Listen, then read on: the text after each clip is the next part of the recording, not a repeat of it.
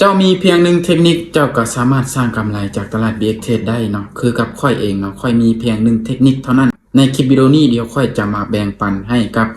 ทุกๆคนที่ว่าหากเข้ามาหรือว่าเข้ามาโดนแล้วยังบ่สามารถสร้างกำไรจากตลาด BX Trade เนาะเดี๋ยวค่อยจะมาแบ่งปันเทคนิคง่ายๆเลยทุกคนเด้อนั่นก็คือเทคนิคเทรดตามสีแท่งเทียนเนาะเดี๋ยวเราจะมาเบิ่งกันเลยทุกคนวิธีนำไส้แล้วก็วิธีเทรดแล้วก็จุดเข้าออเดอร์แล้วก็วิธีสร้างกำไรจากตลาด BX Trade นี่เนาะเดี๋ยวเรามาเบิ่งไปนำกันทุกคนเนาะว่าเป็นจุดใดเนาะมาเบิ่งไปนำกันโอเคออเดอร์นี้ค่อยจะขายก่อนเด้อทุกคนเด้อขายก่อนเนาะขายก่อนเนาะ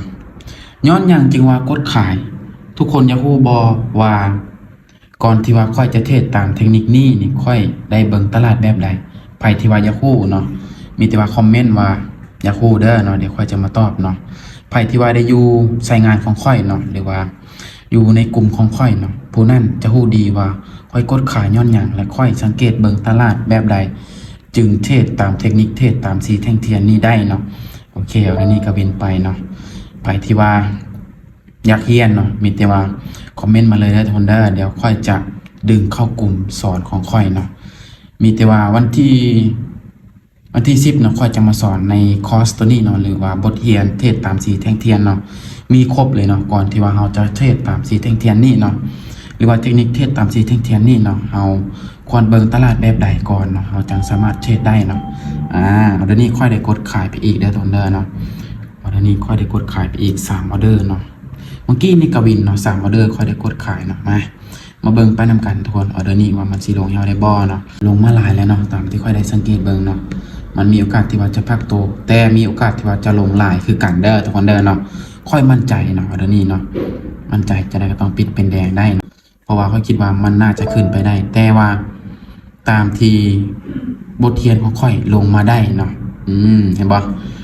นะทุกคนไปอีกออเดอร์สุดท้ายเนาะค่อยจะบ่ออกหลายเด้อออกละ30เนาะเห็นบ่3ออเดอร์กวินมา3ไม้เลยเด้มาเดี๋ยวนี้ค่อยจะจัดซื้อขึ้นไปเลยเด้อนี่เห็นบ่ซื้อขึ้นไปตั้งแต่10ปลายวิเลยเนาะโคตรมั่นใจออเดอร์นี้ทุกคนจะได้ก็ต้องปิดเป็นเขียวได้เนาะในออเดอร์นี้เด้อทุกคนเด้อเนาะออกไปที่30เนาะออเดอร์นี้เนาะบ่หลายและก็บ่น้อยเนาะนี่เห็นบ่ทุกคนออเดอร์นี้มาเบิ่งไปนำกันทุกคนปิดเขียวงามๆเนาะออเดอร์นี้เนาะมั่นใจทุกคนออเดอร์นี้เนาะจะได้ก็ต้องปิดเป็นเขียวได้เนาะเพราะว่าเทคนิคนี้บ่มีไผสอนเจ้าเนาะนอกจากค่อยที่ว่าสอนเจ้าและทุกคนเด้อเนาะนั่นก็คืออยู่ในสายงานของค่อยเนาะไผที่ว่าได้อยู่เนาะน่าจะเข้าใจดีเนาะเห็นบ่ทุกคนขึ้นไปแบบงามๆเลยเห็นบ่นี่เห็นบ่เป็นแดงและขายเป็นเขียวและซื้อเห็นบ่ไผที่ว่าจะพูดเกี่ยวกับการวิเคราะห์ว่าอนาคตข้างหน้านี่ตลาดว่ามันสิงามบ่หรือว่าสิขี้ร้ายเนาะไผที่ว่าได้อยู่สายงานของค่อยจะสอนเนาะมาเนี่ยเป็นวันที่10เด้อทุกคนเด้อไผที่ว่ายังบ่ทันได้เรียนเนาะก็มีแต่ว่าเกียมเนาะคอมเมนต์มาเลยทุกคนเนาะเดี๋ยวค่อยจะมาตอบแล้วค่อยจะดึงเข้ากลุ่มเนาะแอดเข้ากลุ่มเลยเนาะมีแต่ว่าวันที่10มีแต่ว่าเรียนกันเลยทุกคนเนาะมีแต่ว่าเกียมเรียนเห็นบ่กดออกไปที่